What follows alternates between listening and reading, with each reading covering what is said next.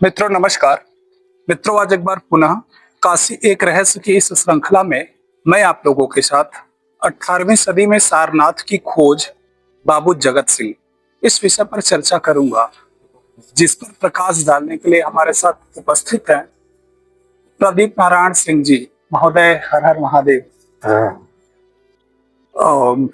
महोदय, आपको ध्यान में रखते हुए मैं आपसे जानना चाहूंगा कि सारनाथ के इतिहास में बाबू जगत सिंह का नाम क्यों महत्वपूर्ण माना जाता है। आप हमारे दर्शकों को बताने की कृपा करिए। पहले तो मैं अपना पूरा परिचय दे दूं। जी अवश्य। बाबू जगत सिंह के छठी पीढ़ी का मैं अंश हूँ और काशी राजवंश के 12वीं पीढ़ी का अंश हूँ। जी। बाबू जगत सिंह देखिए, काशी राज गोविंद मिश्र जी, जी, फिर राम कुमार जी, उसके बाद मनोरंजन सिंह जी। मनोरंजन सिंह के 4 पुत्र थे। मनसाराम जी, दशाराम जी, दयाराम जी और मायाराम जी। तो यहाँ आप बैठे हैं जगतगंज, जी जी। ये दशाराम जी की पीढ़ी चली आ रही। जी। और बाबू जगत सिंह दशाराम के लड़के जी। शिव कुमार सिंह के पुत्र थे। जी। और बाबू बलवंत सिंह के भतीजे थे। 1787 ईस्वी में जी। उन्होंने जगतगंज जहां आप बैठे हैं, जी। इस मोहल्ले और यहाँ पे मार्केट के निर्माण हेतु जी। कारिंदों ने बताया।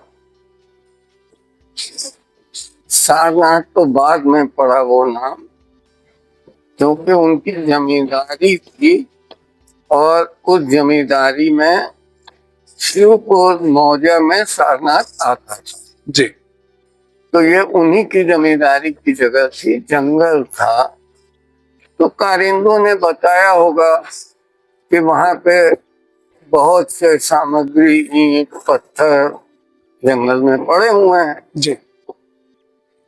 तो उन्होंने आदेशित किया कि वहां से ले आया जाए। आने लगा। जी।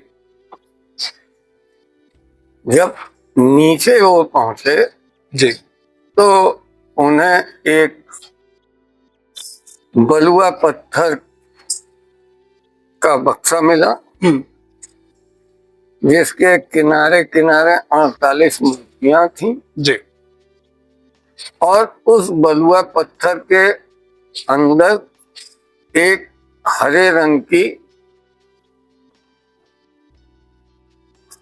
जिसको आप बौद्ध भाषा में मंजीषा कहें, जी, एक बक्सा था। उसको ले आए कारिंदे, और जब इन्होंने देखा, उसको खोला गया तो उन्होंने देखा कि उसमें मानव के हाथ की 2 अस्थियां थी। बहुत ही बेशकीमती जवाहरात थे। जी। सोने के पत्थर थे और मानिक थे, मोती थे, तमाम जवाहरात। तो चूंकि बाबू जगत सिंह धर्मशास्त्र के भी बहुत जानकार थे, संस्कृत के विद्वान थे और फारसी के बहुत बड़े विद्वान थे, क्योंकि उस समय फारसी ही चलती थी देश में। तो वो ये उनको एक अंदाज हो गया कि ये कोई महापुरुष की समाधि स्थल है। वो ये नहीं जानते थे कि ये बुद्ध का है या किसका है। तो उन्होंने खनन रुकवा दिया और उन अस्थियों को सनातन विधि से गंगा में जो नियम होता है प्रवाहित किया।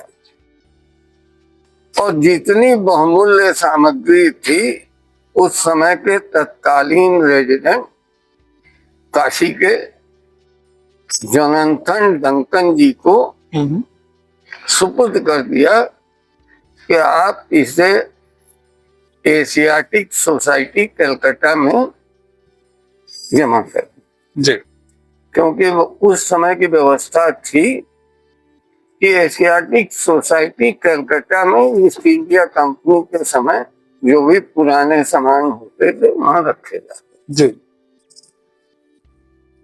और उन्होंने खनन का कार्य रोक दिया। उन्होंने एक स्तूप का शेप भी दे दिया। वो जगत सिंह स्तूप के नाम से प्रसिद्ध हुआ। 1787-88 में खनन हुआ। और जहां तक मुझे जानकारी है 1933 या 39 तक वो जगत सिंह स्तूप ही कहा जाता था। ये ASI आर्कोलॉजिकल सर्वे के रिकॉर्ड में है। बाद में उसका नाम धर्मराज का रखा। जी, तो मेरा यह मानना है कि उन्होंने आकस्मिक खनन जरूर कराया। उनको ये जानकारी नहीं थी कि ये कोई पवित्र स्थल है। जी, लेकिन एक जिम्मेदार नागरिक के नाते, एक जिम्मेदार मनुष्य के नाते उन्होंने अपने कर्तव्यों का निर्वहन करते हुए जी, उन मानव अस्थियों को गंगा में प्रवाहित किया और सामग्री बहुमूल्य वहां दे दी। चूंकि वो जमींदारी उनकी थी तो उन्होंने जगत सिंह स्तूप के नाम से वो जगह सुरक्षित कर दी, सारनाथ का क्षेत्र, जी, ताकि और कोई खनन न हो। महोदय, आगे मैं आपसे जानना चाहूंगा कि 1794 में हुए उत्खनन की घटना क्या थी? देखिए, जोनाथन डंकन ने एशियाटिक सोसाइटी में 1797 में उनकी 5th वॉल्यूम आई। जी, 5th वॉल्यूम में जोनाथन डंकन ने इन सामग्रियों का जिक्र करते हुए ये लिखा कि 1794 में उन्होंने खुदाई कराई तो यह सामान मिला जगत सिंह के द्वारा। जी, और लिस्ट भी लगाई कि ये मैंने वहां जमा कर दिया। इतिहासकार उसी को लेके चले, जबकि वास्तव में खुदाई 1787-88 में बहु जगत सिंह द्वारा हुई।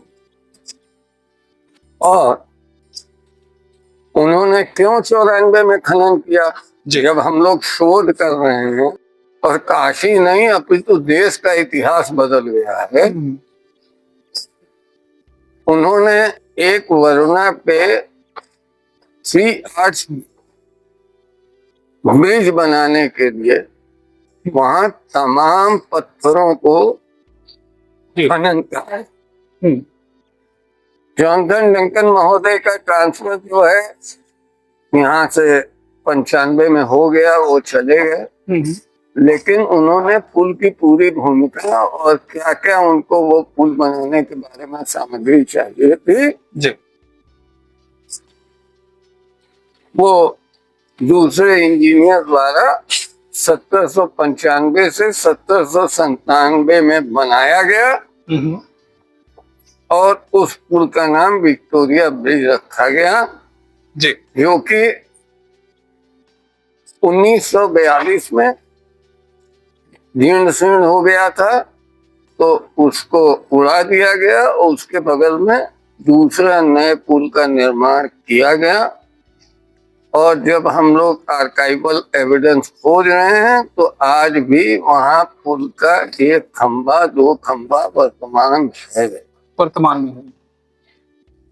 और ये आर्कोलॉजिकल सर्वे ऑफ इंडिया को हमारी शोध समिति ने यह आवेदन दिया है कि उन सामग्रियों को जो कि सारनाथ के पत्थरों से वहां निर्माण किया गया, बनाया गया, उसको जो भी वहां सामग्री अभी है उपलब्ध उसको खनन करके निकाला जाए।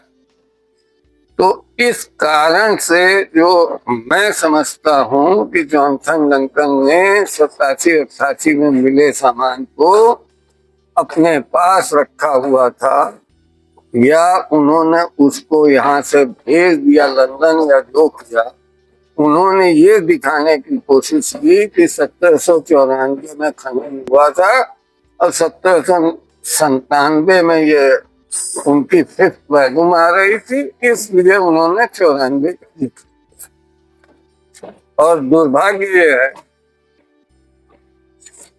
कि इसी साल जी जब जनवरी में हम लोग एशियाटिक सोसाइटी गए, एशियाटिक सोसाइटी के लाइब्रेरी में हम लोगों को एक्सेस दिया गया। हमारे रिसर्च स्कॉलर वहां 1.5 महीने तक रिसर्च किए। अब बड़े खेद के साथ और दुख के साथ ये कहना पड़ रहा है कि as per the archival evidence of Asiatic Society 54 volume, Johnson Duncan ने ये सामान वहां जमा ही नहीं किया है। उन्होंने सिर्फ एनिमल फॉसिल जमा की है, जो कि हम लोगों के पास रिकॉर्ड है। महोदय, आगे मैं आपसे जानना चाहूंगा कि उत्खनन के दौरान कौन कौन सी महत्वपूर्ण वस्तुएं या अवशेष प्राप्त हुए? देखिए, उत्खनन के दौरान तो पत्थर आए, ईंटें आई, और जब वो नीचे की ओर पहुंचे तो कुछ ऊपर उनको ये मिल गया, तो उन्होंने उत्खनन बंद करा दिया। और जहां तक मुझे अनुमान है कि एक स्तूप का शेप दे दिया होगा उन्होंने, तभी तो वो जगत सिंह स्तूप कहा गया। उसके बाद मैकेंजी ने खनन कराया, उसके बाद 34-35 में 1834 और 35 में लॉर्ड कनिंघम साहब ने खनन कराया, और खनन कराने के बाद, और किससे खनन कराया? वही शंकरा लेबर से जो 87 में बाबू जगत सिंह का खनन किया था जी। उसको इन्होंने खोजा, क्योंकि बाबू जगत सिंह की तो डेथ हो गई थी स्वतंत्रता की लड़ाई की वजह से। उनको सेंट हेलेना डिपोट, पहले फांसी की सजा हुई, बाद में अंग्रेजों को हिम्मत नहीं थी कि उन्हें फांसी दें, तो आजीवन कारावास में बदल दिया गया। 22 जुलाई को डेथ सेंटेंस हुआ, 23 जुलाई को आजीवन कारावास में बदल दिया गया। और गवर्नर काउंसिल को ये डिसाइड करने में अक्टूबर लग गया। 18 अक्टूबर को गवर्नर काउंसिल ने इनको इतना प्रभावशाली माना कि इनको सेंट हेलेना भेजने का निर्देश हुआ, जो कि इनको फोर्ट विलियम कारावास में सुनाया गया। 20 अक्टूबर 1799 को नाव परिवहन से इनको ऑस्ट्रेली थर्ड नाम का जहाज, जो कि गहरे समुद्र में खड़ा था, उसमें ले जाया जा रहा था। लेकिन इन्होंने अपने देश की धरती छोड़ने से अच्छा अपने देश की मिट्टी में सागर समाधि ले ली। उसके बाद तमाम उत्खनन हुए, और दुख के साथ कहना पड़ता है कि अंग्रेजों ने सिर्फ सारनाथ को कंस्ट्रक्शन के सामान के लिए यूज किया, और सोना चांदी और हीरा खोजने के लिए उपयोग में लिया। धर्म राजिका स्तूप का इतिहास क्या है? देखिए, जहां तक हम लोगों का रिसर्च है, वो स्तूप था वहां, उसका क्या नाम था ये तो नहीं मालूम। जगत सिंह जी ने जब उसका खनन कराया और फिर उन्होंने खनन रोका, वो उन्हीं की जिम्मेदारी की जगह थी, तो उन्होंने वो नाम प्रचलित हो गया जगत सिंह स्तूप के नाम से। और 1933 या 39 में उसको धर्मराज का स्तूप नाम दिया गया, चूंकि वो बुद्ध की स्थली थी और सम्राट अशोक के नाम पे उसको धर्मराज का स्तूप। महोदय, आगे मैं आपसे जानना चाहूंगा कि इतिहासकार बाबू जगत सिंह के इस कार्य को देखते हुए, मतलब इस कार्य को कैसे देखा जाए, खोज, उत्खनन या विनाश की ओर? देखिए, दुर्भाग्यवश 2025 के पहले वहाँ के इतिहासकार जितने भी हैं, जी, चाहे मुरारी शरण अग्रवाल हो, चाहे राजा मोती चंद जी हो, चाहे रघुनाथ सरकार जी हो, चाहे मजूमदार जी हो, चाहे श्री रत्ना हो, उन्होंने तो उनको विनाश ही का टाइटल दिया था। तो जिसने उत्खनन किया, जिसने सारनाथ खोजा, उसको इन लोगों ने खलनायक किया। जी, ये हम लोगों का सौभाग्य है कि प्राइमरी डॉक्यूमेंट सब मिल गए और उन प्राइमरी डॉक्यूमेंट के आधार पे अब बाबू जगत सिंह का धर्मराजिका का एक प्लेट जो गलत बातें लिखी थी वो 2025 में बदला गया और मार्च 2026 में सारनाथ का भी खोजकर्ता बाबू जगत सिंह को आर्कोलॉजिकल सर्वे ऑफ इंडिया ने माना और दोनों सीएनबी प्लेट आज की डेट में बदल दिया। महोदय, आगे मैं आपसे जानना चाहूंगा कि यदि धर्मराज राजिका स्तूप को न खोदा गया होता तो क्या आज हमें अधिक ऐतिहासिक सामग्री मिल सकती थी? निश्चित तौर पे मिल सकती थी, क्योंकि केवल धर्मराजिका को ही इन लोगों ने विनष्ट नहीं किया, अपने काम के लिए और स्तूपों को भी विनष्ट किया।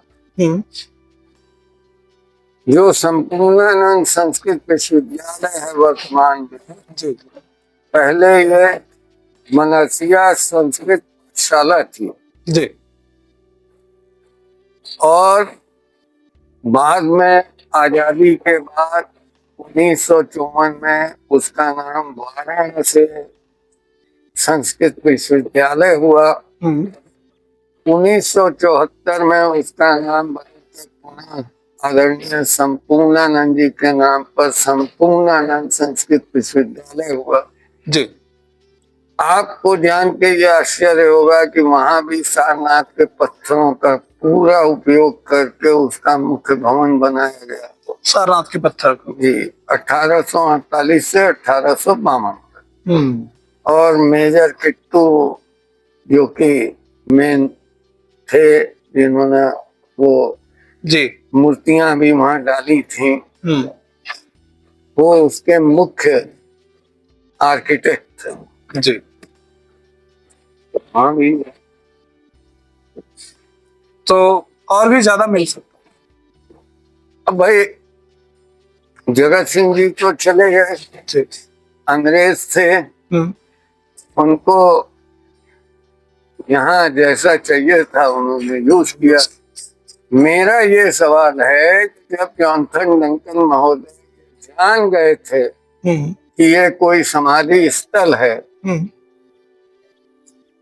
जी 1788 में जान गए, 87-88 में खुदाई हुई, तो फिर उन्होंने 1794 में पुल बनाने के लिए क्यों पत्थर वहां से उठाने की कोशिश की?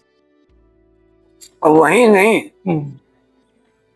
1834 के बाद 1840 में 48 में जी सारे पत्थर उठाए गए वहां से और सामग्रियां उठाई गई। तो आप समझ सकते हैं इस चीज को। और एक और बहुत बड़ा कारण है, भारत माता के ऊपर से लगा हुआ वो कलंक भी इस रिसर्च से हटा। जी, अंग्रेज ये नैरेटिव तय करके गए थे सारनाथ में कि जो भी सनातनी है वो बुद्ध के विरोधी हैं। जी। बुद्ध के चीजों को विनष्ट किया सनातनियों ने, जबकि ये सत्य नहीं है, अर्ध सत्य है। विनष्ट इन्होंने किया है, ये सारनाथ में प्रूफ हो गया। जी। और मेरा ये सोच है, मेरी ये सोच है कि इस टाइप की चीजें अन्य बौद्धिक स्थानों पे भी इस टाइप का रिसर्च होना चाहिए। और मुझे पूर्ण विश्वास है कि यही घटनाएं अमरावती में भी, भरूच में भी, नालंदा में भी, बोधगया में भी, पिपरिया में भी, अभी तो पिपरिया का मिला ही है, आप जानते ही हैं, सुरंग बना के निकाल लिया था खेते में। यही चीज थी, यही की गई और सारा दोष डाला गया सनातनियों के ऊपर कि सनातनी बुद्ध के विरोधी हैं। विश्व भर के पर्यटक आते थे। 2025 के पहले तक वो सनातनियों को दोष देते हुए जाते थे कि आप हिंदू हो, आपने बुद्ध भगवान की सारे चीजों को विनष्ट किया, लिखा हुआ था। और इतिहासकार, दुखद पहलू यह है कि इतिहासकार भी पीछे के डॉक्यूमेंट को ना देख के जो अंग्रेज कहे उसी को लेके, ये सबसे दुखद पहलू। क्योंकि जब आज में आर्काइवल एविडेंस हम खोज सकते हैं, बहुत परिश्रम हुआ है, ईश्वर की कृपा थी, भारत माता की कृपा थी। और प्रधानमंत्री जी ने एक आह्वान किया था जी कि अनसन अज्ञात जो इस टाइप के नायक और नायिकाएं हैं देश में खोजा जाए। उससे प्रभावित होकर मैंने एक छोटा सा दीप जलाने की कोशिश। महोदय, आगे मैं आपसे जानना चाहूंगा कि बाबू जगत सिंह पर अभी कौन से शोध प्रश्न अनुत्तरित हैं? देखिए, अभी तक हम लोगों के अथक प्रयास के बाद भी जी 31 अगस्त 1799 का जेलर का वो रजिस्टर उपलब्ध नहीं हो पाया, इसमें किसी कैदी का हुलिया लिखा जाता था। अच्छा। फोर्ट विलियम के जेलर को टाउन मेजर कहा जाता था। तो एक तो बाबू जगत सिंह की करेक्ट हुलिया या उनका कोई स्केच अभी तक हम लोगों को नहीं मिला है, और उनकी सही जन्म तिथि की भी जानकारी नहीं हुई है। और हम लोग कोई एआई के द्वारा कोई चित्र बनाना नहीं चाहते हैं कि आज नहीं कल, कल नहीं परसों, हो सकता है 10 साल बाद हम लोग सफल हो जाएं उनका ओरिजिनल स्केच पाने में या उनका ओरिजिनल हुलिया पाने में। अभी तक सफल नहीं।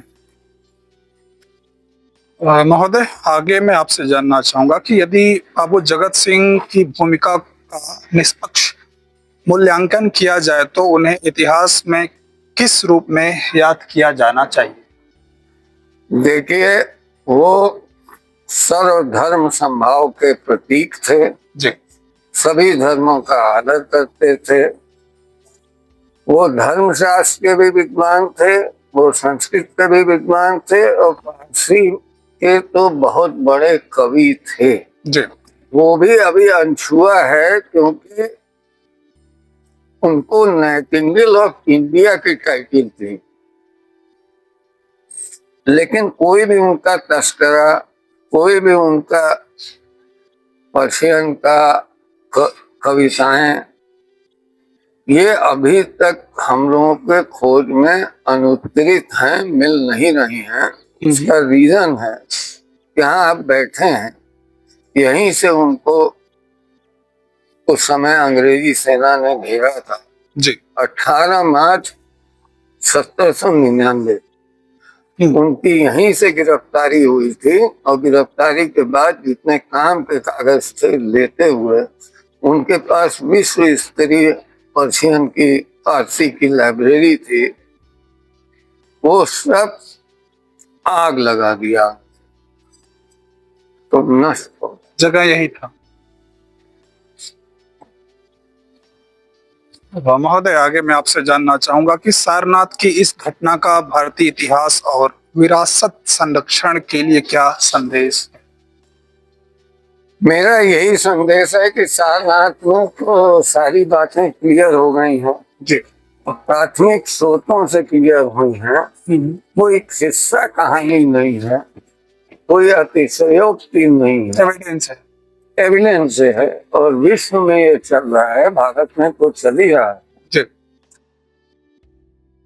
अगर अन्य जगहों में भी कुछ रिसर्च स्कॉलर या कुछ यूनानी प्रोफेसर टीचर कठिन कार्य है, जी। अगर कार्य करें तो और जगह का भी इतिहास खुले और भी नायक नायिकाएं मिले तो हम लोगों का रिसर्च सफल। महोदय, आपके पास समय का अभाव रहता है, इसके बाद भी आपने जो इस गुड़ विषय बाबू जगत सिंह जी और सारनाथ को केंद्र में रखते हुए इस विषय पर आपने मुझे जो अपना सानिध्य प्राप्त कराया, इसके लिए निश्चित रूप से मैं आपका आभार। मैं भी आभारी हूँ, और चूंकि आप एक रिसर्च स्कॉलर हैं तो मैं ये निवेदन करूंगा कि आने वाली पीढ़ियों को देश का सही इतिहास मालूम चले। अंग्रेजों का लिखा हुआ इतिहास जो कि गलत है जी, उसको अगर प्रयास तो यही है, प्रयास करके, लेकिन किस्सा कहानी के माध्यम से नहीं, प्राथमिक सोच के आधार पर कोई चीज कही जाए। हम लोगों ने जो भी शोध किया है वो सिर्फ प्राथमिक स्रोतों के आधार पर किया है। कोई किताब या उन्होंने ये कहा, इन्होंने ये कहा, उस किताब में ये लिखा है, क्योंकि किताबें गलत हो सकती हैं, पर शोध तो एक ऐसी प्रक्रिया है कि ये निरंतरता है, इसमें हो सकता है इससे भी अच्छा कोई व्यक्ति शोध करे जी। तो ये तो शोध तो अंतिम वाक्य नहीं है, अंतिम वाक्य नहीं है जी। मैं चाहूंगा कि और लोग भी करें। एक बार पुनः आपका आभार और हर हर महादेव। हर हर महादेव।